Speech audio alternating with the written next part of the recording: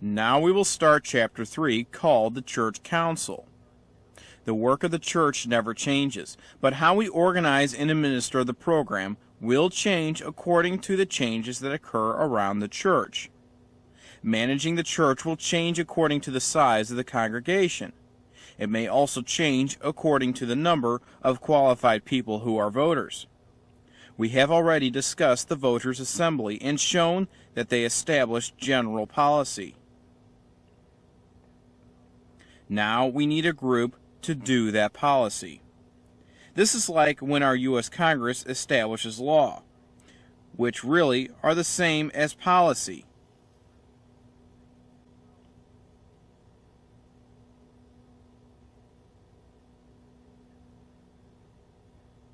And then the president and his cabinets do these policies.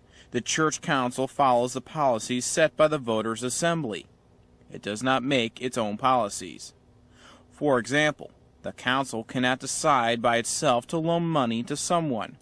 If the voters' assembly passes a policy saying the council has the authority to make our loans of up to $500, then the council can do that without asking permission. If a loan is requested for $550, then they would have to go to the voters' assembly to get permission.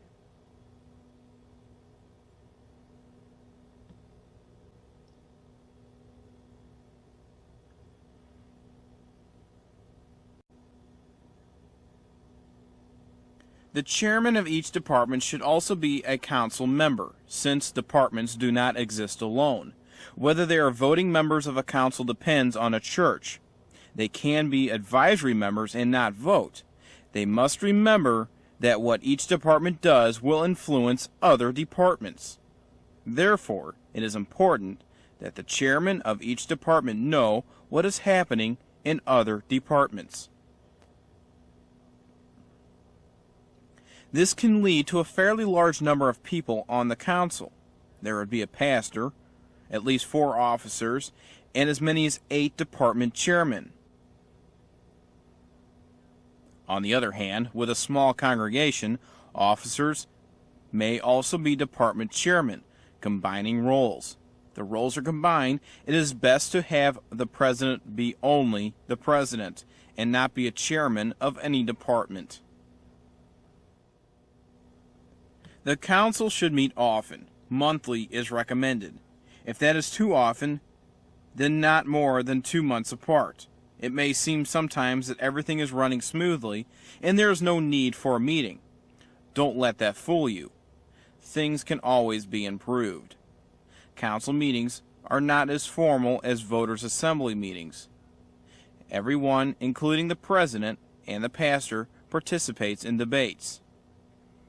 Motions are usually passed by agreement rather than formal majority vote. Many of the policies that are acted upon in the voters' assembly originate in the church council. The council may see the need for something and decide that there is no policy to cover it. Then bring that up at the next voters' assembly meeting to make a formal policy. A summary of the council minutes may be posted for the congregation to read, but very often there are sensitive matters discussed that should not be discussed outside the council. These may be part of the formal minutes of the council, but not part of the summary that is posted.